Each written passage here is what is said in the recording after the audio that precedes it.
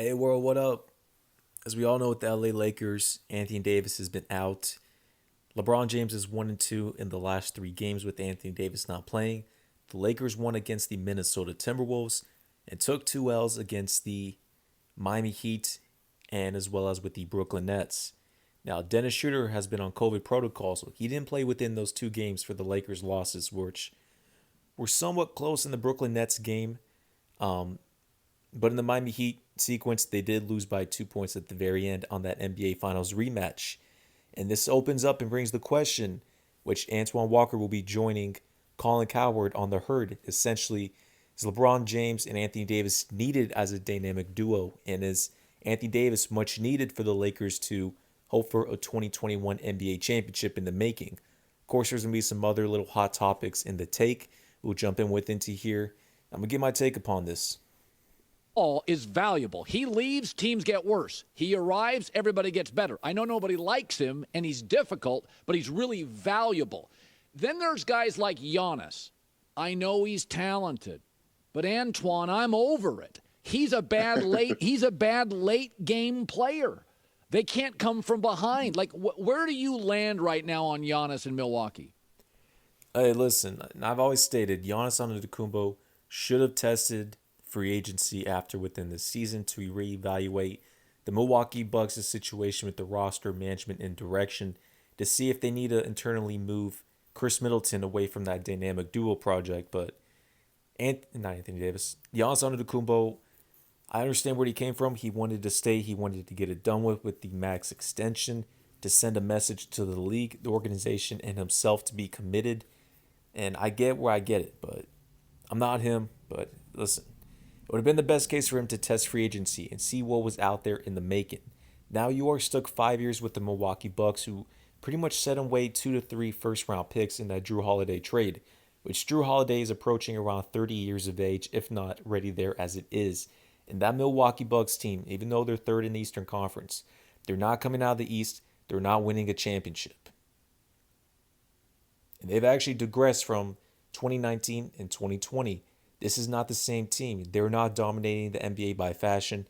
Giannis Antetokounmpo has not improved his jump shot as much, and he is not there in the clutch. So the Milwaukee Bucks have internal amount of problems. You may have Mike Budenholzer as their coach, maybe on the hot seat if they don't do well within this playoffs. Don't be surprised if they let go of Mike Budenholzer after hell breaks loose. But besides from that, Giannis Antetokounmpo is a top five player in the league as it is.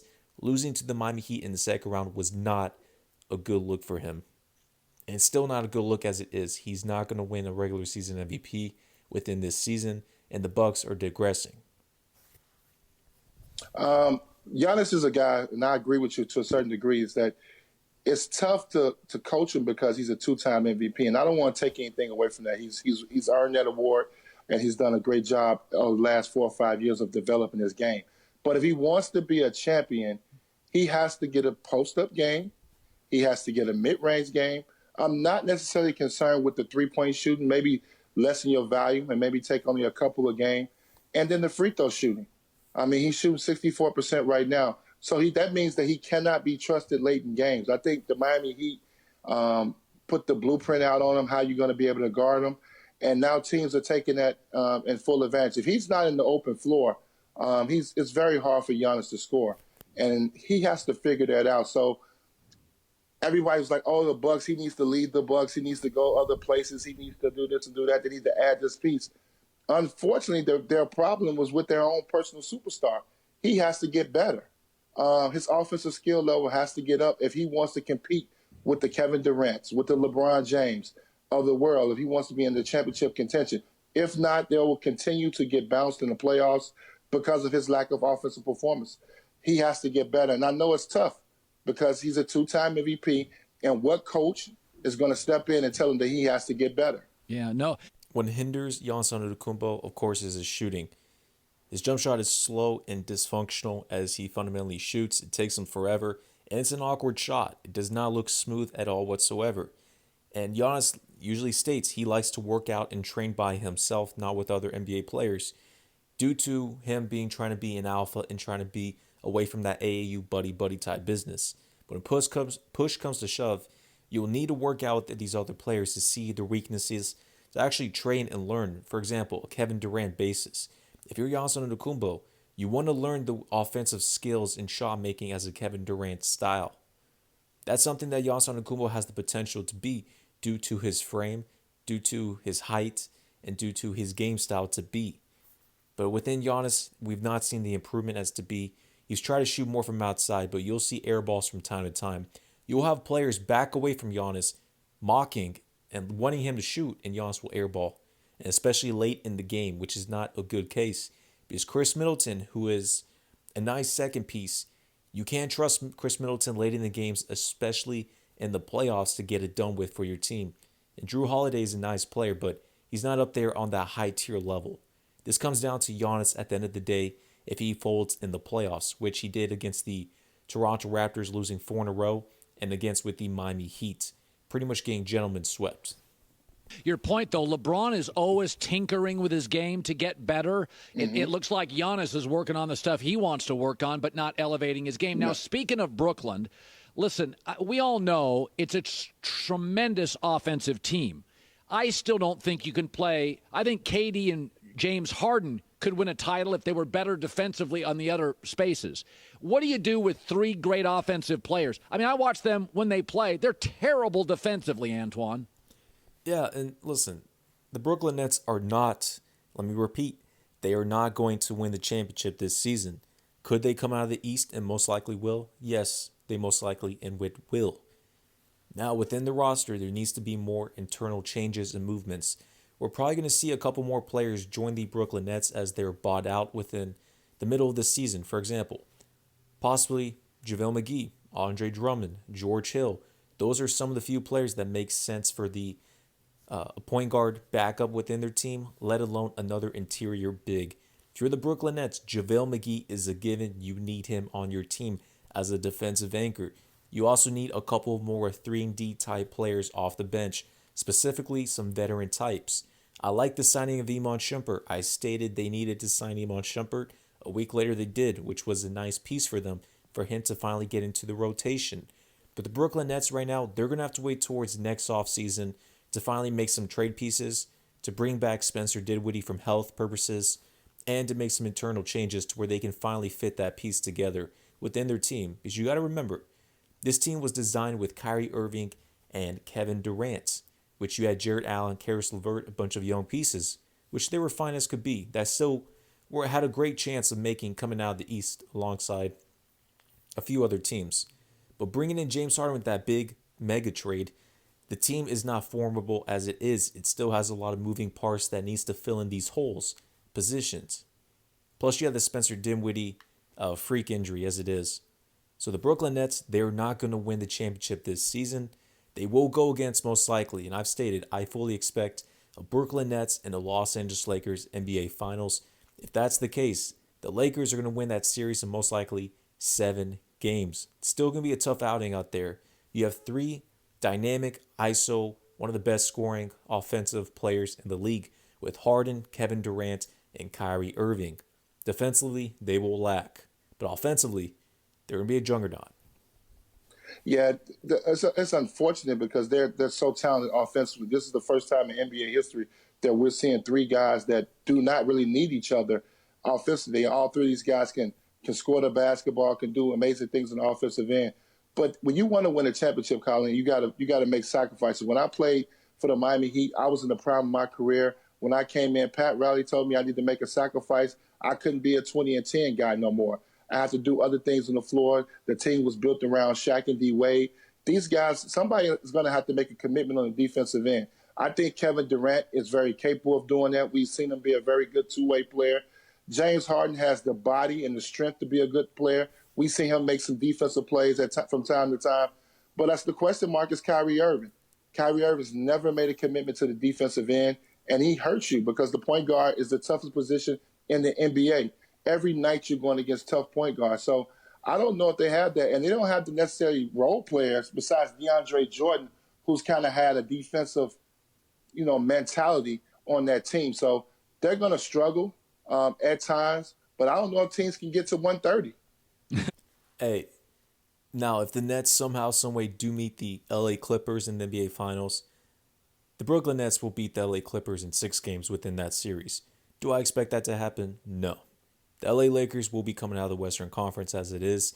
The Lakers are not losing to the Brooklyn Nets, even though that will be a tough outing. Very respectable juggernaut. Now, when it comes to these three players with their sacrifices and their roles, James Harden has understood, same thing with Kyrie Irving, that they need to fill in specific roles because they are ball users at a high usage rate. Kyrie Irving has given the green light and consent blessing to where Kyrie Irving will play most likely off the ball with James Harden. Kyrie will develop into being a shooting guard for the team on the half court sets, and James Harden will take on the full point guard responsibilities. We've seen Harden give you around 11 to 13 assists a night at an easy given race. You have Kevin Durant, fine as can be, always coming off the ball as a small forward slash power forward, and pretty much giving the business offensively, taking on defensive responsibilities as well. These players have a high IQ. They understand what it takes to where they have to sacrifice themselves, their roles, in order to win a championship because they understand none of these three players are getting traded away. You're keeping Harden with Kyrie, with Kevin Durant, even though it is more formidable with Harden and Kevin Durant with a defensive team alongside them. They're keeping Kyrie Irving in the mix. They will make this work. I don't know how many NBA teams in a 7-game series can get to 130. And then you got moments like last night where any one of those guys can get you 40, and that's very difficult to beat. Yeah. It's interesting. This past week, I was home and I was watching Boston lose to Washington, and the internet exploded and people were banging on Brad Stevens. And my takeaway was watching that game.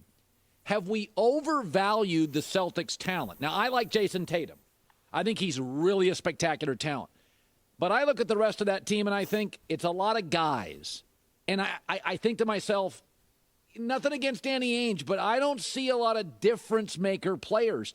Are the Celtics just a good team because they just have mostly good players? Yeah, there's a lot of points when it comes to breaking down the Boston Celtics. Last season, of course, they did come close to making the NBA Finals, losing in 6 games against the Miami Heat in the conference finals. The Boston Celtics core within the last 3 seasons have made 2 Eastern Conference Finals appearances, lost both times in the Eastern Conference Finals. They made 1 East semis, which they did lose. You do have the core of Brad Stevens, of Jason Tatum, Marcus Smart, and Jaylen Brown as pretty much as can be. Now, coming into this season and this offseason, Danny Ainge did not make the appropriate trades, sign-in trades, let alone roster moves to elevate this team to the next level. For example, the Gordon Hayward situation, you had a perfect opportunity for a sign-in trade with the Indiana Pacers of bringing in Miles Turner basically for free for your team.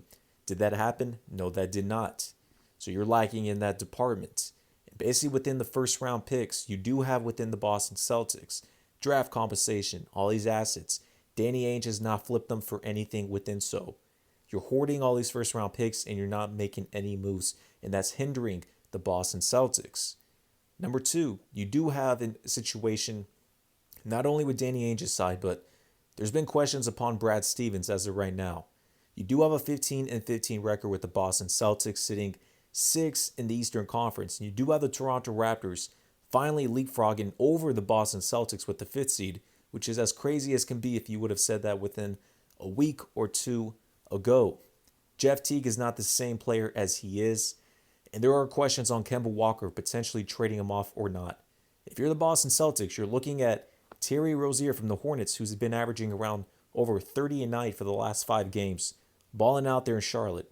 And you should be scratching your head thinking, why didn't they keep him? Why didn't they keep him in a young direction? It is what it is. The Boston Celtics, at the beginning of the season, I will admit, I did have them alongside the Brooklyn Nets as the top 2 favorites to come out of the East. Now it's more looking like the Brooklyn Nets after orchestrating that James Harden trade, and the Boston Celtics has been going down as can be. It's not a good look for them. Now, Tristan Thompson is a nice pickup, but basically you did not make the appropriate changes of adding in another scorer alongside with Jaylen Brown and Jason Tatum. Because Gordon Hayward was an underrated piece last season. You pretty much lost him for nothing. You did not orchestrate a trade to bring in another big man. So you're keeping pretty much Daniel Tice at your 5. And I've always stated that cannot be the case. if you want to come out of the East, let alone win a championship. But on the positive note, we've seen Jaylen Brown come out to be on an all-star basis. So we've seen him have an excellent season, giving you 26 a night, easy, pretty much debatably over Jason Tatum as that best player in the team. I still have Tatum, but people have thrown that out there. They are a good team. I don't believe they're a championship team, especially now in the Eastern Conference where you got James Harden that's added to the Brooklyn Nets, and that's going to be very difficult for the next couple of years to get past them. But you got to start from the top. I think Kemba Walker's not the same guy because of injury. I think he's there downplaying his knee. He hasn't really. Real quick, I'm gonna finish, but that bottled my mind. I scratched my head whenever they gave him a 4-year contract, Kemba Walker, when he was 29 years of age. Kemba's now 30 years of age. I get it because they wanted to bring a quote-unquote big name to elevate the process, but listen, Kemba Walker does not fit the design for the Boston Celtics within his timeline of age and within Jason Tatum, Jaylen Brown's expertise. Kemba was there nice for one season, but long term, when you're looking at second, third, fourth season, that's not worth the investment. Recovered. You saw that in the bubble when he tried to come back. And even this season, he's not the same guy. I think it's something really wrong with his knee. I do like Jaylen Brown and Jason Tatum long term to be your two wings. They seem like they work very well together. Where they dropped the ball a little bit is that they didn't get nothing for Gordon Hayward. Yeah. I think Bingo. if Gordon was going to go somewhere, you should have been able to get some type of big. I think you got a Dwight Howard that was out there. So you had to get a serviceable big that's going to be defensive minded for them. Now, granted, Marcus Smart is not playing right now. Probably the heart and soul of this team. The one guy who can, guard 4 positions, and he's the leader vocally on this team. So when he comes back, they'll be a little bit better. But when you talk about, I don't think they're better than Philly. I don't think they're better than the Milwaukee Bucks, even with the way Giannis is playing. And I know they're not better than Brooklyn. So they're still a ways away from getting over that. And be honest with you, Kyle, I don't know if Brad Stevens is the coach. I mean, he's honestly, he's done a terrific job. He's That's a low-key bingo as well. Let's expand. won a ton of games, but he hasn't get over that hump either. Yeah. So you got to put that out there too. Sometimes, we blame the player. Sometimes you got to look at the total situation there. So they're gonna continue to win games because they got 2 all-star wings. But what are you talking about? Getting to the championship level? I don't think they're there yet. Marcus Smart is out for the next 4 weeks. He will be returning in April, which is not a good look for the Boston Celtics as a culture setter and having that identity purposes. If you're looking to the Eastern Conference, the Boston Celtics are not, let me repeat, they are not better than the Philadelphia 76ers. They're definitely not better than the Brooklyn Nets. And the Milwaukee Bucks, that's give or take, that's kind of up in there as it is. But the Celtics, you need to really evaluate yourself, especially after Danny Ainge within an interview stating that they're not a championship team as it is as of right now. And I completely agree, because this has been a downfall season for the Toronto Raptors, the Miami Heat, and expectations for the Boston Celtics. But within the Boston Celtics, I've always had them as favorites to come out of the Eastern Conference alongside the Brooklyn Nets. But it's proven more on the point of James Harden being brought into the Nets. They're hitting that dynamite road. And the Boston Celtics, too many internal problems as of right now. They never filled those appropriate trade pieces. And especially for them, an ideal player that would be huge for their team. And it's going to be tough if they're going to make those trades, if they have to include a couple first rounders. But Malcolm Brogdon will be a huge piece that would fit perfectly within their point guard position that they would really appreciate within his timeline, his ability, and his playmaking. Malcolm Brogdon is 6'5". He's around, I believe, 26, 27 years of age. He may be 28. He may be up there within that. But you need to move away from Kemba Walker. I doubt the Indiana Pacers maybe will take that trade unless you throw a couple first-round picks within there. But Malcolm Brogdon will be huge within the team. Also, maybe if you can snag in Miles Turner. Who knows what the Pacers' mentality is? They're around a 5th, 6th seed as it is. Who knows if they want to make that adjustment period? But if you're the Boston Celtics, that'll be a huge trade piece.